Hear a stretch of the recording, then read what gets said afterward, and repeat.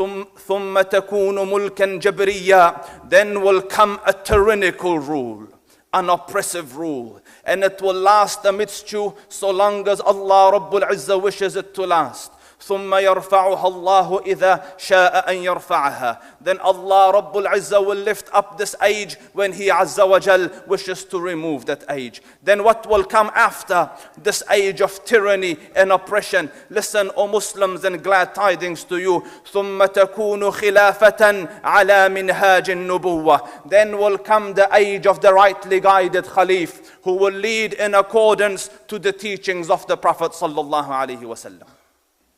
This rightly guided caliph is the one about whom 1,050 narrations have come, of which 4 are sahih. And the Prophet sallallahu alaihi wasallam said, and with regards to him, he is famous amidst us as the Mahdi.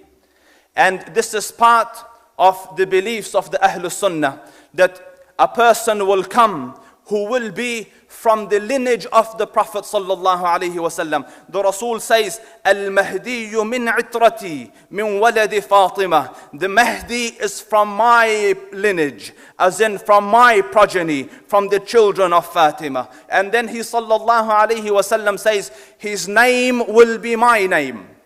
So his name will be Muhammad, and his father's name will be my father's name. So he will be Muhammad ibn Abdullah. And as the earth was filled with wrong and oppression, he will fill it with justice and peace.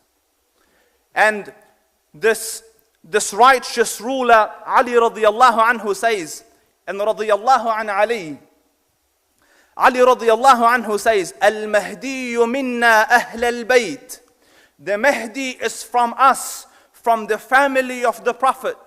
يُصْلِحُهُ اللَّهُ فِي لَيْلَةٍ. Allah Rabbul Izzah will prepare him for the office of leadership in one night. So the Mahdi doesn't know he is the Mahdi. And the Mahdi doesn't have the competencies of the Mahdi. Until one night. In one night Allah will transform him. The ahadith mention that a king will die in the Jazeera, in the Arab Peninsula. And the sons, or 3 sons of a king, will fight and quarrel over leadership. And to avoid this quarrel, this man, Muhammad ibn Abdullah, will leave Medina in secret and go to Mecca. Because he doesn't want to be involved in the conflict, nor does he want people to turn towards him.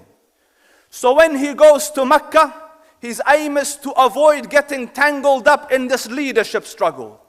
Yet people follow him from Medina into Mecca. And they find him and they take him out. And they bring him to the Kaaba. And there, between the Rukn, as in Hajar al-Aswad, and Maqam Ibrahim, they will make bay'ah to him when he doesn't want it. You with me? That didn't sound very convincing. So they will make bay'ah to him. And as soon as they have pledged allegiance, 2 things will happen. Number 1, an army will march out from Syria to attack this progeny of the Rasul. And the Prophet sallallahu alaihi wasallam, listen carefully, is in the house of Aisha radiyallahu anha, and he is asleep. And in his sleep he starts to move. He looks uncomfortable. He's displaying what he's never displayed before. Discomfort in sleep to the extent that he's moving. Then he got up. So she said, "Ya Rasulullah, I have seen you do what you normally do not do." So the Prophet sallallahu alaihi wasallam said, "Strange is the situation. An army will come from Syria, intending the house of Allah, from my ummah, seeking a man from my progeny to attack him." And in another hadith, وَاللَّفْظُ لِلْبُخَارِي, يغزو جيش الكعبة فإذا جاءوا ببيضاء من الأرض يخصف بأولهم وآخرهم. An army will come campaigning towards the Kaaba until it reaches the Bayda. And Bayda is an expanse of land between Mecca and Medina, a flat desert land. When it reaches there, the Prophet ﷺ says, يَخْصَفُ بِأَوَّلِهِمْ وَآخَرِهِمْ. The earth will suck them in their first and their last. And in another qawl, one person or a couple of people will be left just to tell the tale. So this is one of the signs that this one is the one the Prophet ﷺ intended. First, that his name will be my name, and the name of his father will be my father's name. Second, an army will come to attack him, and he will be unarmed, and the army will be destroyed by Allah alone. So when this happens, realize that this is the one. And the people that realize it initially, or the first batch that go towards him, is from our lands, from Khurasan.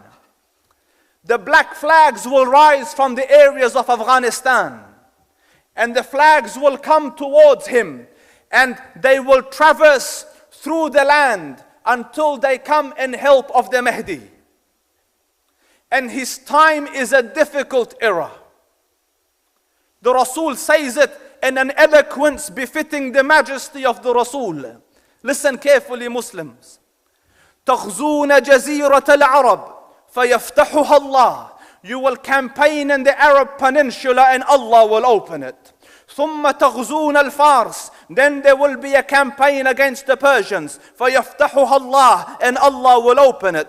ثم تغزون الروم. Then there will be a campaign against Rome, and Allah will open it. ثم تغزون الدجال فيفتحه الله. Then the Dajjal will come and Allah will open it, as in will let you conquer it. So the age of the Mahdi is an age of intense struggle. And the hadith says he will stay with you for 7 years.